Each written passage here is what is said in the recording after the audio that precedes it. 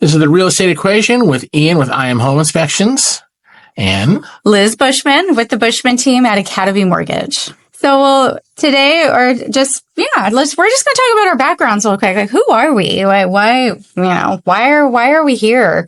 What gives us the right to, have a podcast, So Ian, tell me a little bit about, quality assurance. Quality assurance. Yes. Off camera, I was discussing my first job in real estate back in 2004 was working for a wholesale lender. So when you have a loan officer that's not tied to any specific bank, they will shop different wholesalers to get you the best rate or the best terms. So I worked for a jumbo wholesaler. So we only did big loans, essentially at the time. And my job was then, the company would make these loans through a loan officer. And then we would package these loans and sell them to Wall Street investors. So the Wall Street investors would then look at the loans in groups, and they would have their underwriters go through them. And if there's anything they didn't like, they would kick it back to us. And my job was to take all those kickbacks and fix them so that they would then buy them. And sometimes it was really easy, a missing final piece of paperwork. Sometimes just a box wasn't checked or a signature was missing. That was easy stuff. The more complicated stuff would be, they don't agree with the appraisal.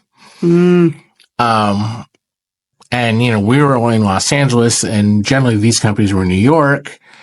And usually if they had a dispute over an appraisal, it would be over something here in California, which I knew very well. So I would write a 5-paragraph report about why the appraisal report actually is valid. And then they should accept it, knowing what I know about California and knowing they're in New York. And occasionally, I would have an appraisal that what? We accepted this? Right. This is a problem. And so. What time frame was this? So this was 2004, 2005, sort of before the big crash in 2008. Leading up to it, where we had all kinds of mortgage loan programs out there that were, we call them now the fog a mirror or have a heartbeat loan, where if you had a name and a social security number and some money in the bank, you're approved. Yeah, we were a jumbo lender, so we didn't necessarily approve everybody, but we definitely, things got through. That was kind of how I knew the crash was coming, because occasionally there would be a loan that would end up on my desk, and I would go through it and this can't be fixed. Clearly the appraisal's wrong, the values are wrong, the paperwork doesn't make any sense. One I remember in particular, we loaned on a house that appraised for $2 million, and the appraiser's only comp was the house next door that was identical in every way, shape, and form that had just sold for $1 million. Now that doesn't make any sense. No. And when I would have these things that, didn't make any sense, I'd have to go to my boss and say, we just made a loan we really shouldn't have made. What should we do with this? And that would what would happen, they'd say, oh, okay. And we'll look into it tomorrow. And then the next day I would come in and that loan would just be mysteriously off my desk. So that's kind of how I knew the crash was coming, because yes, we were definitely making loans that had no backing to them. Maybe you can read between the lines at that point. Your job was to validate what was on the application, and things couldn't be validated. Right, and then the problem is nobody wanted to be the bad guy and go, you know what, you gave us a bad loan. You, Mr. Loan Officer, purposely gave us a bad loan, or you, Mr. Appraiser, purposely gave us a bad appraisal. There was none of that going on, which I think really strange to me. And that's kind of how I knew things were going wrong, is that no one was going to the people who were doing the wrong things and saying, no, this is wrong. It was like, well, just keep it flowing and we'll figure it out as we go. Yeah. It was crazy times. I was at Washington Mutual Bank in their retail division for 2 years. And then I was brought into the human resources department for good reasons. not because I was bad, but I was brought in the human resource department to roll out new software and new laptops equipment. So I actually became a part of their training, their professional, it's called ODHR, right? Organizational Development and Human Resources. For anybody who's in corporate America knows that they have an ODHR department. And it was just for home loans. We didn't deal with what was happening in the bank branches. So we had a home loan division, strictly retail. We supported wholesale as well. So we worked with mortgage brokers. We worked directly through our retail division. And then we eventually had what we call consumer direct, which would be now a call center type mentality where, you can get your loan that way. But this was, I started in 99, and then I spent 2 years in the sales field, originating loans where interest rates were 7%, 8%. We also had subprime, which took it up to 10, 11, 12%. Subprime's a whole nother ballgame. Luckily we don't have subprime anymore, but they do call it non-QM, non-qualified mortgages, which allow for bank statement loans and cash flow loans. Oh, that's a whole nother podcast, but. We call those hard money loans these days, don't we? Not necessarily hard money, not all non-QM or hard money, but, most of them can be, they're private. So they're non-Fannie Mae, they're non-secondary market. But knowing what I know now and going back 25 years, and Ian and his extensive knowledge of how things used to be, what they are now, and how we can see in the future, we're here to provide some value to you and share our knowledge and expertise to help you grow and be better at what you do. And hopefully you find some value in that. Nice. So you've been in the mortgage business basically your entire adult life. Pretty much. I have a bachelor's of science degree at San Diego State in psychology. And my first job out of college was working for Washington Mutual as a loan officer assistant. I knew nothing about finance, except I was really good at math in high school, to where I didn't have to take any math classes in college whatsoever. But here I am, calculating numbers and running APRs and doing finances. I love it. It's something I never thought I would do, and not in a million years. But I got burnt out just getting my bachelor's and going right into graduate school. I just couldn't see it right away. I do eventually want to get my master's, but I didn't want to jump right in. I had seen what like corporate America can offer, and such as paid time off, benefits. I'd worked 2 or 3 jobs during college and supported my way.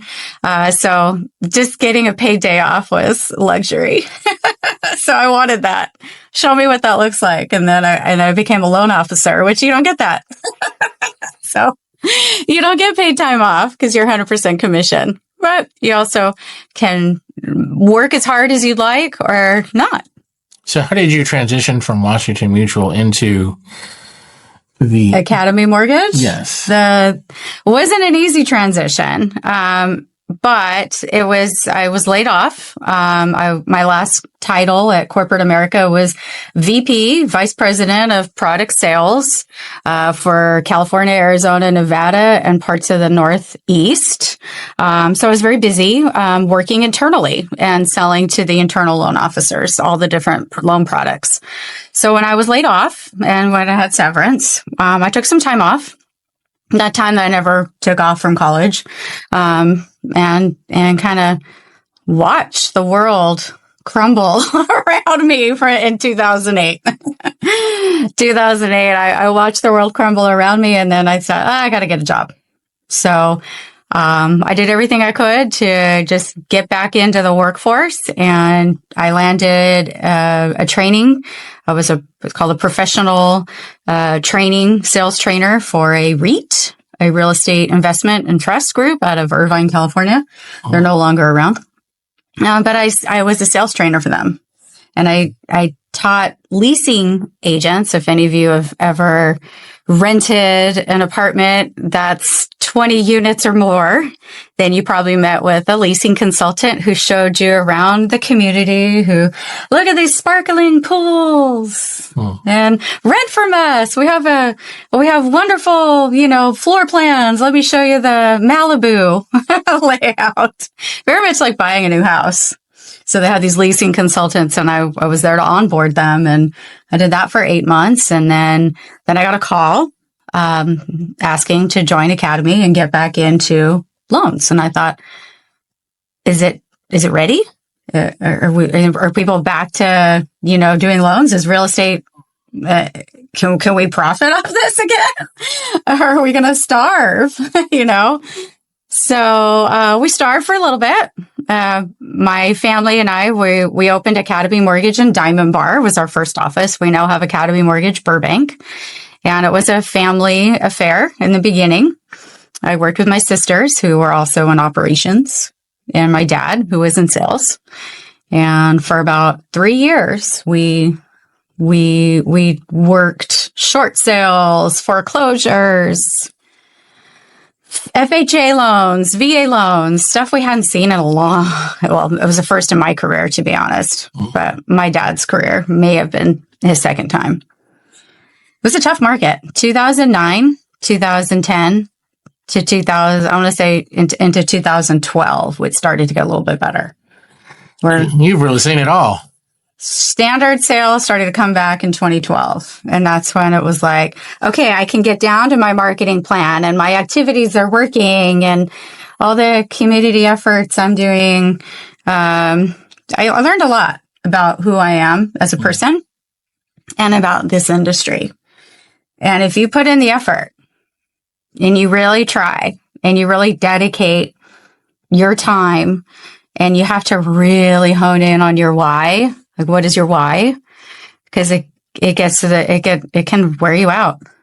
It can wear you down. But if you have a really strong why, and why you're doing real estate, why you're doing mortgage loans, that gets you through it. I do agree. You definitely need a strong why. And a strong love for real estate. You do. It's not for everybody. It definitely is not for everybody. I used to say, as I taught new hire orientation at Washington Mutual for many years, I'd go around the room to about 20 loan officers who had just joined the bank. They all had backgrounds. Very, very, very rarely were they brand new into the industry. But ask them, what is your why? Why are you in the business? A lot of them are in it just for money and greed, Those people tend not to last. Obviously, in this business, I meet lots of new real estate agents all the time. I meet new home inspectors. And it was kind of similar when I was in the mortgage banking business. So a lot of people come in thinking, oh, it's going to be easy money. This is going to be easy. I'm going to make a lot of money. And most people don't. It actually is a lot of hard work. And that is why there's a lot of turnover in all aspects of real estate, whether it be loans, home inspections, or real estate agents. I know NAR put out some stats a couple of years ago, 15 to 20% turnover a year in real estate agents. Yeah. So, because it is a hard job. And in any aspect of this business. Yeah. And I've seen so many home inspectors come and go in the time that I've been doing this. But I'm just persistent and stubborn, and I won't let go. Me neither. I spent 25 years in it, and I'm going to spend maybe 25 years more if that'll have me, But what I realized, though, you do have to change it up, right? So you have to change it up. If not, the world will change. And if you don't change with it, then you're left behind. So whether that's your marketing or how you engage and interact with other people, humans, you gotta change with it. And there's a whole class now on, working and engaging and communicating. I don't want to use the word millennial, but they're very different than us. Do we bring up I'm Gen X? I'm not really a fan of those titles. I know, me neither. But we were the last generation to grow up before the internet. Well, this is true. And everybody after us, they were born with it. So there's definitely a transition there. And so whether you've transitioned into the mortgage from a past sales career, or you woke up one morning and you're like, yeah, I see how successful career this can be. Maybe you were influenced by somebody in your family or somebody that's close to you. If you're passionate about it, keep doing it. But there are people that have fallen out of the industry this year, and it's hard times. This year 2023 was a hard time for a lot of people who I'm going to use the word quit. I'm not a quitter, neither are you, but who quit the industry, who just rates were too high, inventory was too low, and too much work. I don't want to put in the effort. No, that's who it eliminated, because, I get a little irked when people say, well, the market is down, this is why I'm not doing well. I'm not doing well because the market is down. Yeah, the market is down, but 60, 70, 75% of the market still exists. Yeah. Which means there's still a lot of people buying, selling homes. You look at the trends, there's still thousands of transactions happening in LA County every single month. Multiple thousands. And most of us, don't do thousands of transactions a month. So how many transactions do you really need to survive? And this is one thing I've been preaching to real estate agents all through 2023 is there are still transactions happening. You just have to go out and work a little harder to get one. Yes. And, we as an inspection company have survived, and we're still doing, 15, 20, 25 inspections a week, because there is that much business going on. Yes, the market is down in terms of is not as loaded and exciting as it used to be, but it is still going, and we're still doing well, and we're looking forward to a very prosperous 2024. Same here. And we want to work with you. So send us referrals. Yeah, that's what we do, right? Ask for the business. Send us referrals. If you already work with us, thank you. We love our clients. We'll take good care of you. All right. This is Ian. I'm Home Inspections. Inspections that matter for people who care. 818-298-3405. And I'm Liz Bushman, the Bushman team at Academy Mortgage. The service is the difference, and you can reach me on Instagram at Home Loans for Heroes, or give me a call, text at 714-478-7920.